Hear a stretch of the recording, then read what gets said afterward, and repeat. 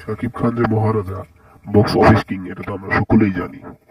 এতে আমরা কেউ দ্বিমত হতেই পারবো না, কারণ দুই বাংলার ভাইজান বক্স অফিসের কিং।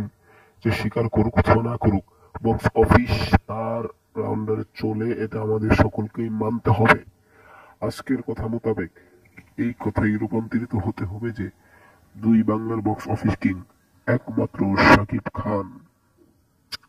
যেটা শাকিব খানের একটা এভারেস্ট মুভি রাজকুমার, সেটাও বক্স অফিসে 26 কোটি করে, অথচ আমাদের দেবদার মুভি এত হাই অ্যাক্টর মুভি আসলে 20 কোটি টাকা।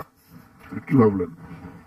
এখানে অনেকে এটা বলার কারণ আছে, কারণ অনেকে বলে যে জিতবে শাকিব ছোট সুপারস্টার, দেব বড় সুপারস্টার।